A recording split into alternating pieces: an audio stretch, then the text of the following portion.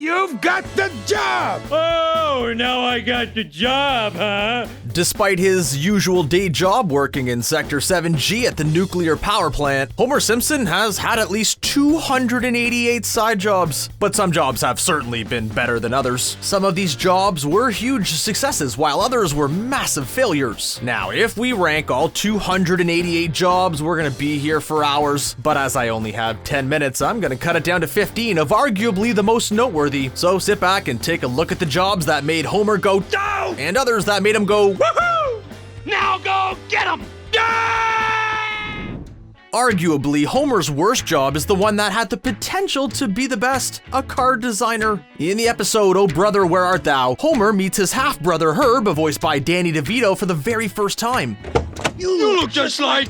Except you got a little more. Turns out Herb is very rich and successful as head of a Detroit-based car company. But Herb has become disillusioned and wants to make a car for the everyman and gives Homer the metaphorical keys to design a car. Now, if Herb had known Homer better, he would have known how bad of a decision that was, and of course, in due time, he does. Homer's design is so bad that it bankrupts Herb, causes him to be homeless, and effectively severs their relationship. So yeah, as job consequences go, that's a pretty bad one. Thankfully for Homer, the two do reconcile as Herb restores his success in the episode Brother, Can You Spare 2 Dimes?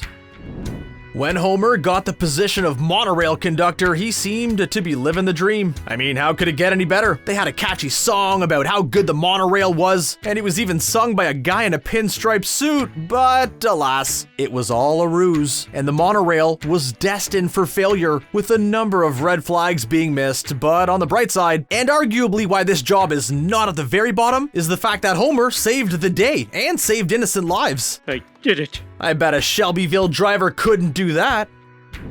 While the last two entries on this list have been failures, this next one was relatively successful, albeit extremely dangerous. We are, of course, talking about the short-lived career as a cannonball catcher. In the episode Homer Palooza, Homer learns he's got a secret talent when a pig launched from a cannon strikes him in the stomach without causing damage. He then turns this into a career, going on tour with the Hullabalooza Music Festival, where instead of pigs, he takes cannonballs to the stomach, even signing them for his biggest fans. But as you probably expected, there's only so many cannonballs that you can take to the stomach, or anywhere really, and he's eventually forced to quit the festival. Homer wussed out. I'm so disillusioned. Homer's position as Sanitation Commissioner had the promise to be a great gig, but of course, was destined for failure. After the garbage men go on strike, Homer lobbies for the Sanitation Commissioner position to make some real change. His drive and promises get him elected. But of course, it all goes wrong when Homer's words and actions come to bite him in the butt, with many promises going unfilled, a budget well blown over, and of course, a full-on ecological disaster with Springfield having to be moved 5 miles because of it. So yeah, that one didn't go so well. I'm the king of the mountain! Rod, get off of there!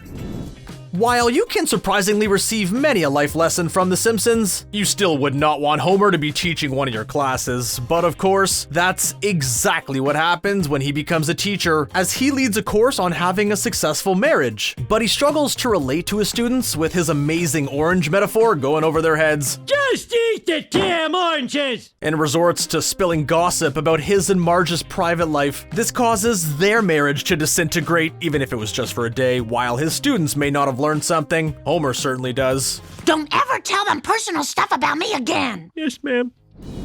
When Homer finds an upturned sugar truck driven by Hans Moleman, he feels like he's hit the jackpot, and after stealing vast amounts of the white gold, decides to sell it on the black market. Or I guess the white market in this case, huh? But Homer's lack of business sense, as well as raids performed by the Brits, and the fact that it has glass in it, means he makes a net loss on the sugar. He does, however, find a silver lining, or again, white lining. Huh? Stop it, you're killing me! When a local apiary's bees all flock to Homer's sugar pile, believing that he's holding them hostage, the apiary offers to buy their bees back, but before the transaction can go through, Mother Nature decides to wipe away Homer's sugar pile, sending the bees back from whence they came. So close, yet so very far. Homer's time as a Tomacco farmer is one of his most notable times selling addictive substances. In the episode E.I.E.I.D.O., Homer accidentally creates Tomacco, that's a tobacco and tomato hybrid, when he combines the seeds from both crops and then fertilizes them with plutonium, as you do, because people are mixing that stuff on the regular. Is that plutonium on your gums? Tomacco turns out to be a huge success, although that's probably not a good thing. Refreshingly addictive. And Homer comes close to selling the crop to Laramie Cigarettes, but screws up the negotiation. It's 150 billion! Tomacco eventually returns to the ground from whence it came. I cannot believe that's the second time I've used that expression, when it's ravaged by a bunch of addicted farm animals, and it's destroyed once and for all. Homer may not be cut out to be a businessman, but one role he was seemingly pretty good at was Bodyguard to Mayor Quimby. After Homer saves Mark Hamill from a mob of angry fans, he gets a position working for Quimby, and at first is enthusiastic about the position. But like all of Homer's side hustles, he eventually loses interest and returns to his normal post at the power plant. Hey, at least he learned how to use the Force. The Force? The forks. Sorry, I mean forks. Have you ever noticed Krusty and Homer look very much alike? Well, that might be down to the fact that in early development of the show, they were meant to be the same character, but this idea was eventually scrapped, obviously. Oh, come on. However, Homer does get a chance at being Krusty when he becomes the official imitation Krusty for Springfield. So, ignoring the fact that he basically murders the Krusty burglar, his role as Krusty is relatively successful, and he gains many perks as the makeshift clown. But when he becomes a target of the mafia due to Krusty's gambling debts, Homer quickly learns that fame isn't everything. Now, Homer isn't what you'd call your traditional athlete, but that doesn't stop him from becoming a pretty successful boxer, rising through the ranks to go toe-to-toe with Mike Tyson. Sorry, Dredrick Tatum. I think he's a good man. I like him. I got nothing against him. While Homer's technique is questionable at best, he can certainly take a punch, and by absorbing blows, he eventually wears down his opponents until he gets the win. That is, until he steps into the ring with Tatum, who nearly kills him until Moe throws in the towel. I can hear Jake Paul right now getting ready to challenge Homer to an exhibition match. Baseball mascot. Not only was it an awesome job, which inspired the players and fans alike, but Homer was actually pretty darn good at it. So good that he even got called up to the big leagues. Of course, like every one of his side jobs, it came to an abrupt end. But I'm sure Homer will see it as one of his best jobs, and for good reason. Homer's main role on TV was voicing the character of Poochie, and boy did he nail it. While the character was an acquired taste, you could not have asked for more from Homer, and he really brought old Poochie to life, and he provided us a valuable life lesson. Hey kids, always recycle. To the extreme!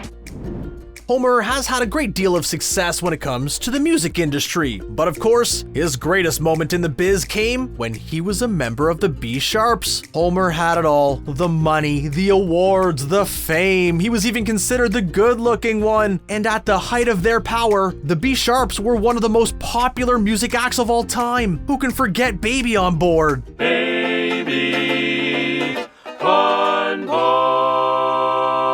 While, like all great bands, the B-Sharps dispersed, but they will always have that amazing reunion performance, which is in no way a parody of the Beatles. Nope, not at all. Don't sue us.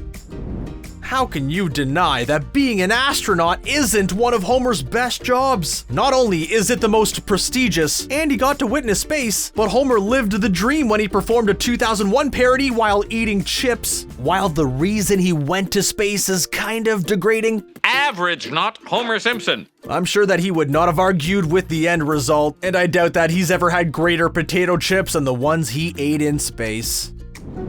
But of course, there is one job that is easily head and shoulders above the rest: Mr. Plow. As Mr. Plow, Homer had it all: the fame, money, a purpose, a cool jacket, and most importantly, a catchy jingle. Call Mr. Plow. That's my name. That name again is Mr. Plow. Without Mr. Plow, many Springfielders would not have made it to work, and the whole local economy would have come to a grinding halt. We will never forget the sheer importance of Mr. Plow. Now for a parting line. Take 'em away, toys.